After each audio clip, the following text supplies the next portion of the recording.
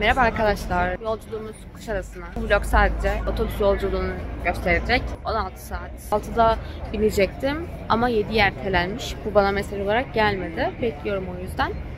7'de binip sanırım sabah 9'da ineceğim. Bilmiyorum. Hızlanacakmış birazcık.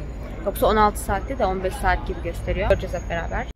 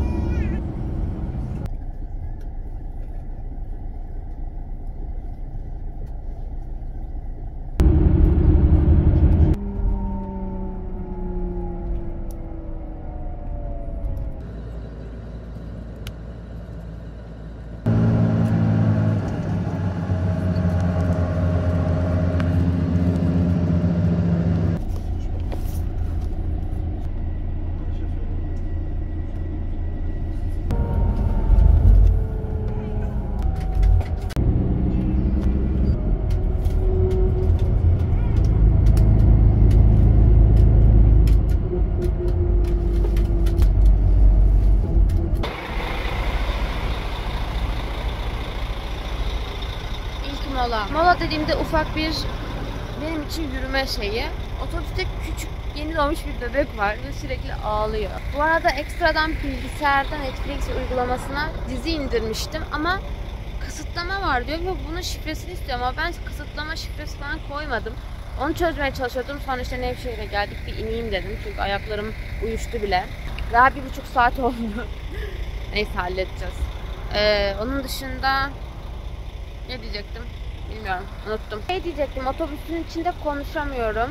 Yani bir an dedim acaba bu sessiz vlog mu olacak falan. Ama böyle molalarda konuşuyorum falan. O yüzden sorun olmaz.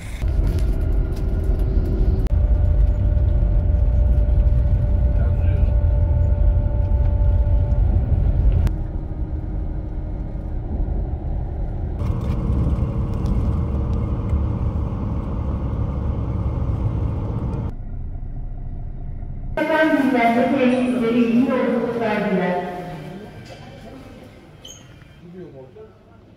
Şöyle yapıyor biliyor musun? Hani hareket yap.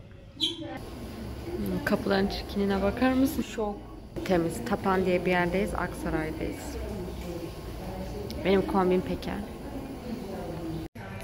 Biz küçükken hep anahtarlık alırdık böyle yerlerden.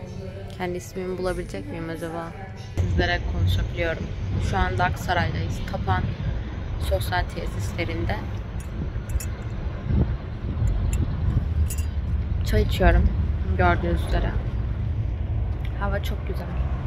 Ilık. Çok utanıyorum. Konuşamıyorum. Çok sessiz konuşuyorum. Of. Bir de tekim ya. Hiç konuşamıyorum. Bu şekil ilk molamız. Bu arada yani buralar soğuk normalde. Yine soğuk diyeceğim ve normal. Ama mesela tişört var. Üstünde de şişme var. Bakalım belki gecenin ilerleyen saatlerinde çok soğuk olur.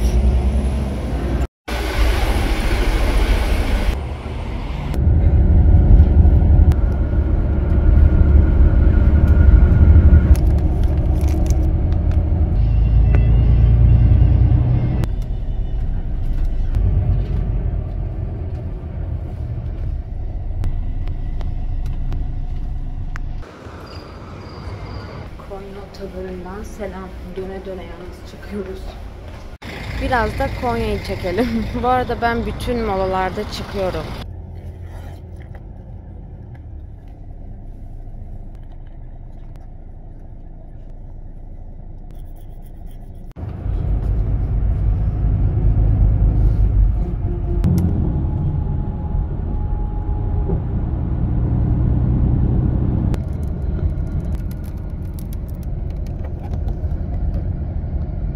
Saatlerimiz 3:30 ve şu an Afyonkarahisar. Çok yoruldum.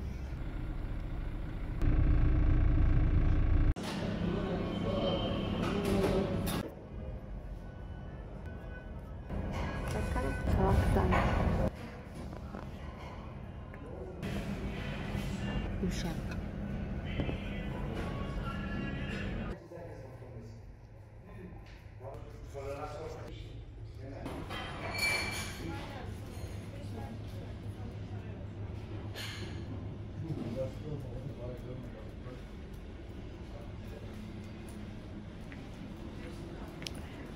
çok güzelmiş.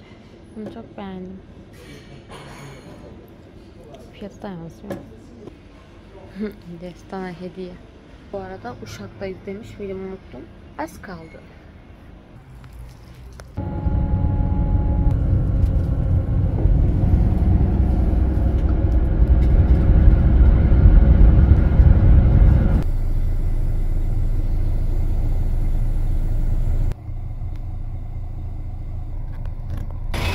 İzmir'deyiz.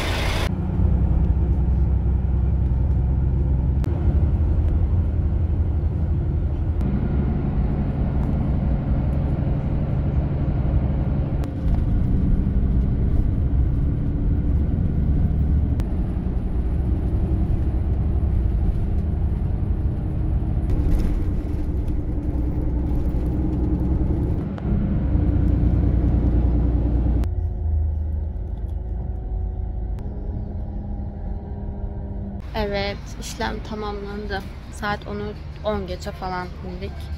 Yani 15 saat yolculuğumuz daha tamamlandı. Dediğim gibi 7'yi 5 geçe kalktık. 10 geçe indik.